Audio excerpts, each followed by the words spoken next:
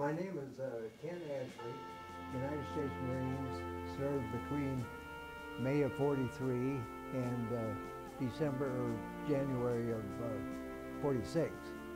And I was a first lieutenant and started out as a PXE, of course. And I decided we'd join the Marines shortly after Pearl Harbor. And there was kind of an air of patriotism and enthusiasm that throughout the land, and we got caught up in that. We said, well, if we're going to go, let's go to the Marines. So we thought, well, let's go home and talk it over with the folks. So they had an idea of what we were going to do, and they, you know, they weren't real enthused about the Marines, but they supported us. My first action was at Peleliu, Angar. And at that point, I was a forward observer and an aerial observer.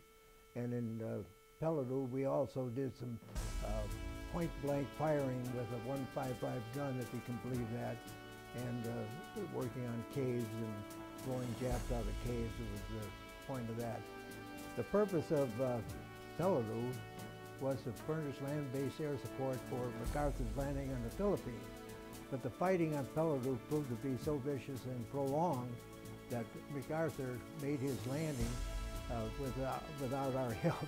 And so Peleliu, as a result, isn't as well known as a lot of the other actions.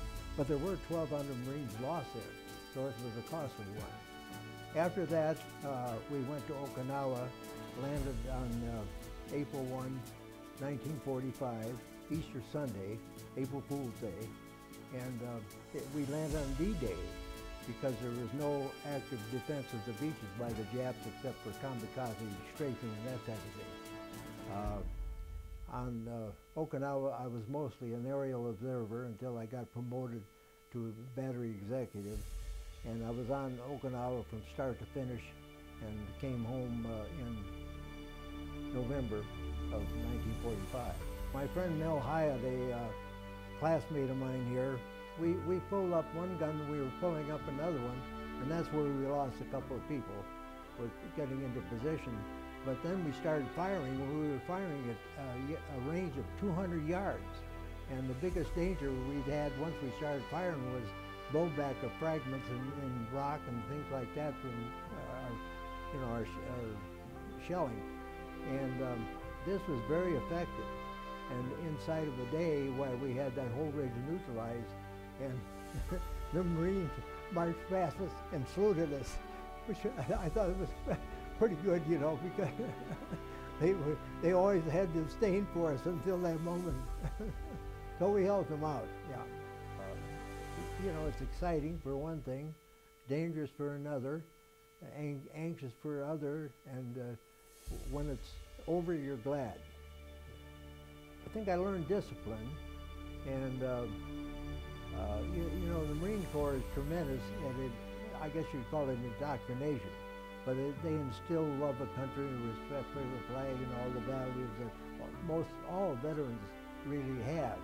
And so, you know, I carried that with me. I still fly a flag every day, every year, you know, just out of respect for what we are and who we are. Well, you know, the services to this country beyond what I did during the war, I think is being acquainted with our history, knowing the Constitution and the Declaration of Independence. I don't hear people talk about that quite as much, but that's an important one. There's nothing to interpret in that.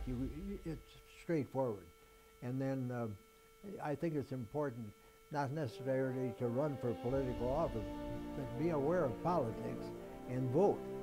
And then, you know, like John Kennedy said, ask not what you can get from your country, but do what you can for the country. That's what service to me means.